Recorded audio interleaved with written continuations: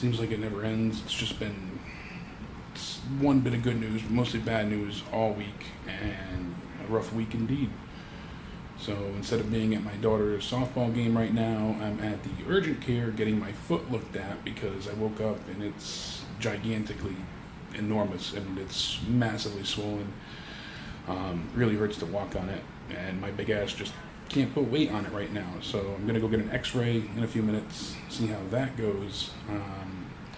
I've been kind of holding off on these this week. I tried to get some of the footage with the doctors, and like I said, I can't do a lot in the office. They don't allow you to, so I didn't want to just sit here and complain. But we'll see how this goes, and I've got a few more updates to go through, so we'll find out what happens. And when I get out of the X-ray, I'll fill you guys in on what happened this week.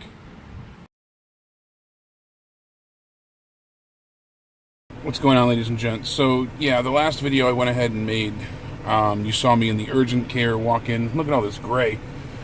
I guess 30 is the new 60, huh? Oof, I need a shave and I am getting old.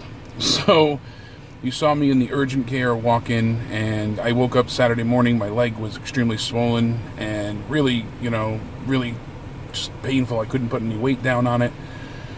So I went, I got it checked, and there was too much swelling for them to see properly with the X-ray to give a good diagnosis. So I've got to go ahead. Tomorrow morning, I'm going back to ortho after waiting today hours in the walk-in again at the ortho walk-in to be seen. I have an appointment tomorrow, and I'm going to go ahead and have either an MRI or a bone scan done, depending on what they need to check. But it looks like it's a really bad stress fracture. We'll see. I've made a few vlogs since my last one, and I've deleted and gotten rid of all of them because I feel guilty sitting here and complaining and bitching and whining when I try and be appreciative. I'm alive. I'm still kicking. I try and focus on the good things I do have, but it's been hard.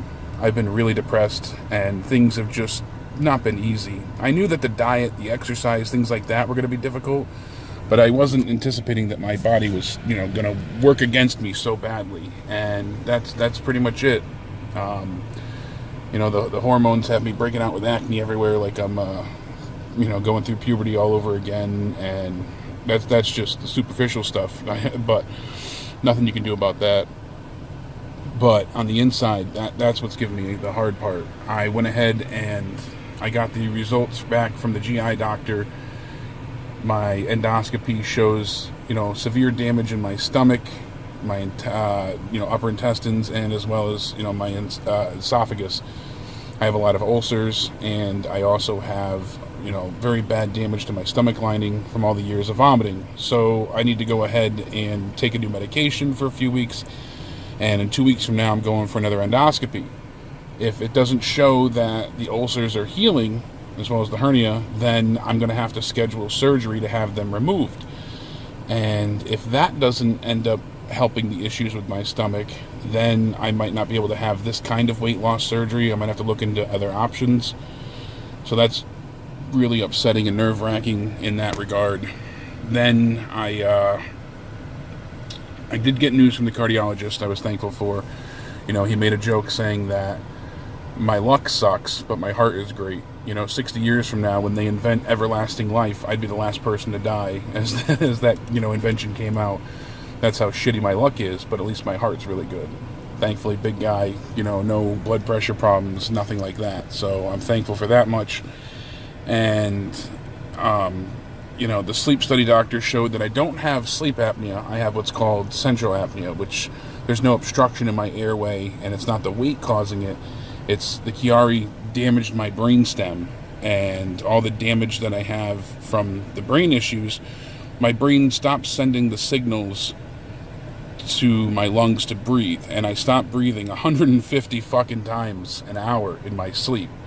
So it's like apnea, but instead it's just a mix of signals. So not only am I going to have to get one of the breathing CPAP positive pressure machines for nighttime, but this one I guess has magnets and stuff attached to it as well to help promote signal strength with your brain. I don't know. I'm going to try and take you guys with me for that, because that's not a full-on doctor visit. That's more of a clinical thing. So we'll see what happens then. But, it's just that wasn't good news. The stomach stuff isn't good news. And then my latest blood results show that my body's still in like a state of shock, and my hormones are really imbalanced, and the enzymes and whatnot in your stomach that break down food aren't functioning properly, so the food gets digested really quickly, and then my body holds on to the fat and excess like water fluid, and that's why I have such bad water retention for the swelling, because my body holds on to everything in excess because it feels like it's starving. Even though I don't feel hungry, my body thinks that it's constantly hungry, and it's not burning the weight.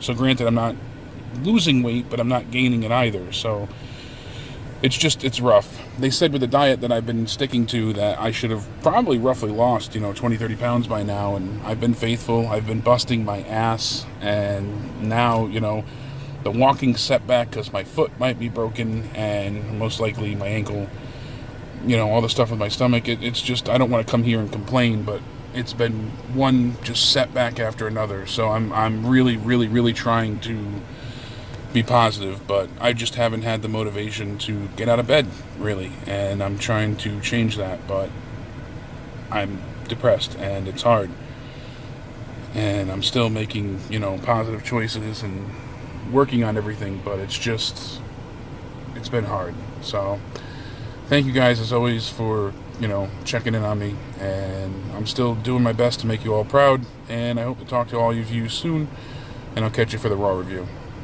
Stay sexy.